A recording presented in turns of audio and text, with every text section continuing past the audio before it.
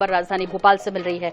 अमरवाड़ा से प्रत्याशी का किया ऐलान कांग्रेस ने। धीरेन्द्र शाह इवनाती होंगे प्रत्याशी कांग्रेस के। आपको बता दें कि भाजपा के कमलेश शाह से अब इनका मुकाबला होगा।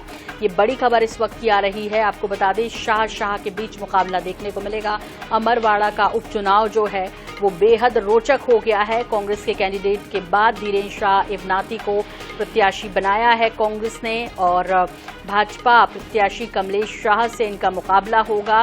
कांग्रेस ने अमरवाड़ा से प्रत्याशी के नाम का ऐलान कर दिया। आपको बता दें कि जीजीपी पहले ही अपने प्रत्याशी का ऐलान कर चुकी है। देव रावण भलावी गोंगपा के प्रत्याशी हैं कमलेश शाह, जिन्होंने कांग्रेस के विधायक के रूप में इस्तीफा दिया था और बीजेपी ज्वाइन की थी। उसके बाद अब यहां उपचुनाव हो रहा है अमरवाड़ा का। सबकी नजरें थी कि आखिर कांग्रेस क्या करेगी, इस सीट को जीतने के लिए कांग्रेस क्या रणनीति अपनाएगी। लेकिन इन सब के बीच अब जानकारी मिल रही है कि धीरेन्द्र शाह इवनाती जो हैं वो कांग्रेस के प्रत्याशी होंगे, यानी शाह वर्सेस शाह मुकाबला अमरवाड़ा में देखने को मिलेगा। अमरवाड़ा में उपचुनाव में देखने को मिलेगा। ब्यूरो प्रमुख हमारे साथ इस वक्त जुड़ गए हैं भोपाल से, आपको बता दें, और अनुराग मालवीय। अनुराग, आपसे जानना चाहेंगे कि थोड़ा इंतजार कराया कांग्रेस ने, लेकिन ये लगता है कि इवनाती को जो उतारा है वो पूरी रणनीति के साथ मैदान में उतारा है कांग्रेस ने। देखिए, बिल्कुल जो सबसे बात हो रही थी कि बाकी के नामों पर सहमत नहीं थे, जिन नामों पर प्रदेश कांग्रेस मोहर लगवाना चाहती थी, लेकिन आखिरी में जो है कमलनाथ की ही बात मानी गई है इस पूरे मामले में।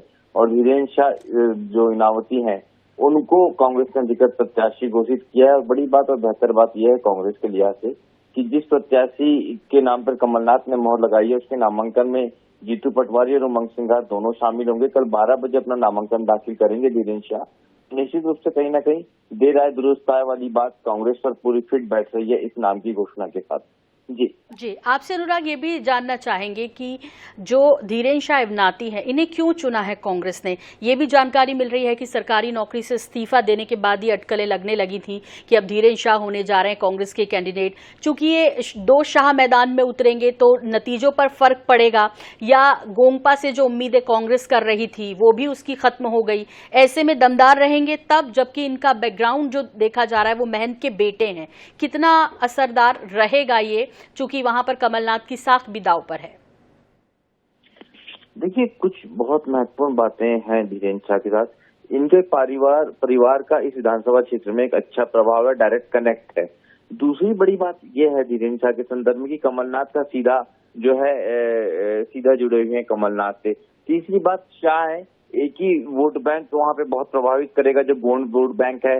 तो कई सारे समीकरण है, अगर कांग्रेस मेहनत करती है तो अच्छी स्थिति में इस चुनाव को लड़ सकती है।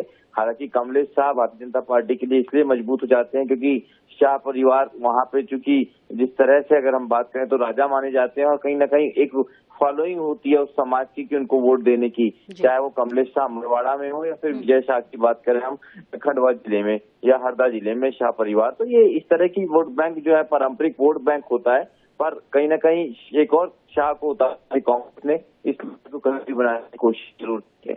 जी, तो कुल मिलाकर अनुराग ये कह सकते हैं कि त्रिकोणीय मुकाबला अमरवाड़ा उपचुनाव में देखने को मिलेगा। बहुत बहुत धन्यवाद इस तमाम जानकारी के लिए आपका।